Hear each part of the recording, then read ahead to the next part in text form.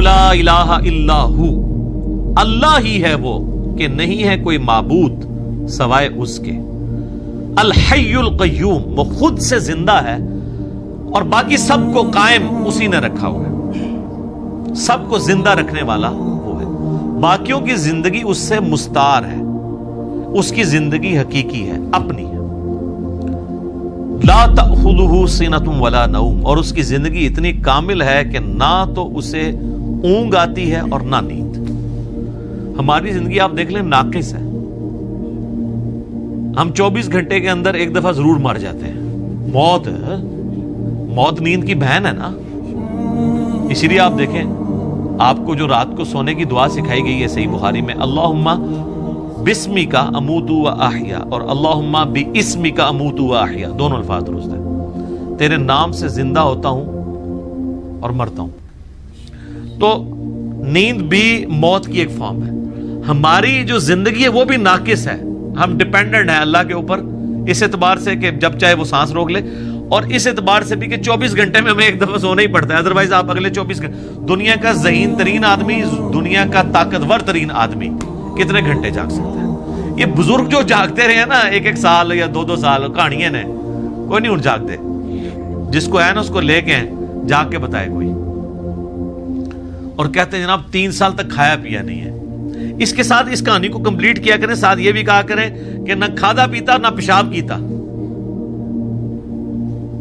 کیونکہ اگر کھایا پیا نہیں ہے تو پیشاب تو کھانے پینے کے ساتھ ہے نا، آپ کھانا پینا چھوڑ دیں پیشاب ختم ہو جائے گا۔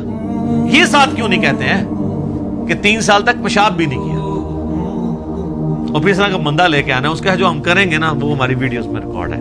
دوسرا ہے نیند نہیں آئے گی اور اس سے اونگ بھی نہیں آتی، یعنی اتنی کامل زندگی ہے کہ ایک لمحے کے لیے بھی جھٹکا نہیں آتا۔ لہو ما فی السماوات و ما فی الارض، اسی کے لیے ہے آسمانوں اور زمین کی بادشاہی۔ من ذا الذی یشفع عندہ الا باذنہ، کس کی جرأت ہے کہ اللہ کے حضور کسی کی شفاعت اور سفارش کر سکے سوائے اس کے اذن کے؟ ظاہر ہے کسی کی جرأت نہیں ہے۔ دنیا میں سفارش یہ ہوتی ہے کہ کسی شریف آدمی کو پکڑ کے پولیس لے گئی ہے تو ایک وہاں کا بڑا آدمی جا کے سفارش کرتا ہے کہ جی آپ کو غلط فہمی ہوئی ہے، میں اسے شروع سے جانتا ہوں، بڑا شریف آدمی ہے۔ اب اللہ کو اس طرح کی سفارش تو کوئی نہیں کر سکتا کہ یا اللہ آپ کو غلط فہمی ہوئی ہے، بندہ غلط پکڑ لیا آپ نے، نہیں، ایسے تو ہو ہی نہیں سکتا۔ اسی لیے اللہ نے کہا کہ اس کی جرأت ہے کہ مجھے کہے، مجھے سفارش کرے کسی کی، کہ میرے کہنا نہیں۔ تو اب آپ دیکھ لیں بابوں کے بارے میں وہ دھونس کے عقیدے جو رکھے ہوئے ہیں، اسی تو آپ کو قرآن نہیں پڑھنے دیتے، جس نے یہ آیت پڑھنی اس نے کہنا ہے کہ بابا کتوں آ گیا، اتنے کوئی کھنگڑ نہیں دینا اللہ نے سوائے جس کو اذن دیا ہے محمد رسول اللہ صلی اللہ علیہ وآلہ وسلم، اور وہ بھی ایک پوری دردناک حدیث ہے بخاری مسلم میں، حدیث شفاعت، وہ یوٹیوب پہ میرا کلپ دیکھ لیں۔ یعلم ما بین ایدیہم وما خلفہم، وہ جانتا ہے جو ان سے پہلے ہو چکا، جو ان کے بعد ہونے والا ہے۔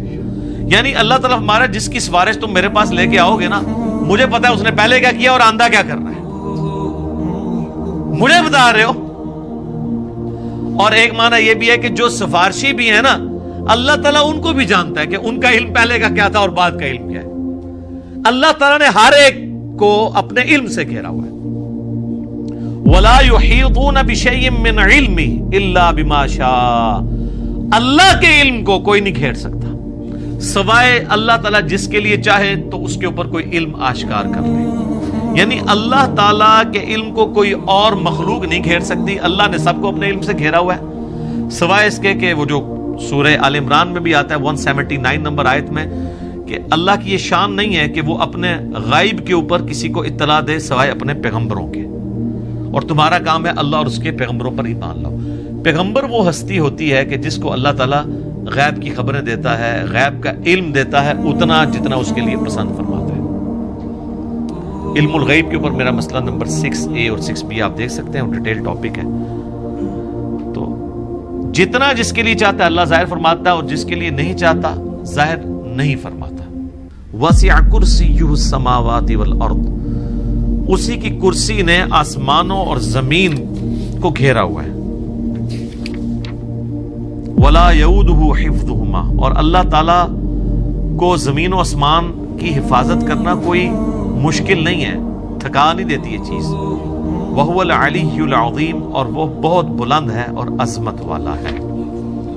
اور اس کی یعنی صرف اللہ تعالیٰ نے یہ بنا کے مخلوق چھوڑ نہیں دی بلکہ اس کی حفاظت بھی اپنے ذمہ لی ہوئی ہے.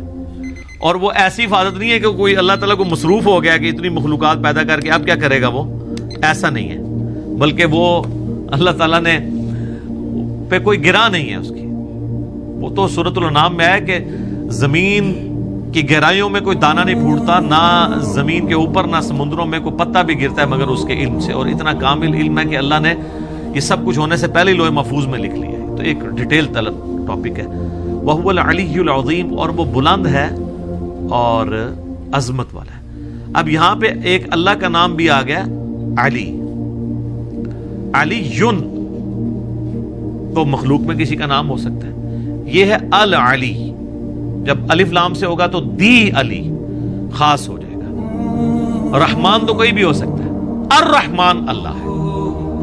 رؤوف کوئی بھی ہو سکتا ہے, نبی الاسلام کے لیے ہے بالمؤمنین رؤوف الرحیم, لیکن الرؤوف اور الرحیم اللہ ہے. صرف رؤوف اور رحیم سورہ التوبہ کی آخری آیات میں نبی الاسلام کے لیے بھی ہے. تو یہاں پہ بھی علی سے مراد بلند, عظمت والا, یعنی اللہ تعالیٰ اپنے عرش پہ مستوی ہے جیسا کہ اس کی شان کے لائق ہے, اور اپنی شان کے اعتبار سے بھی بلند ہے.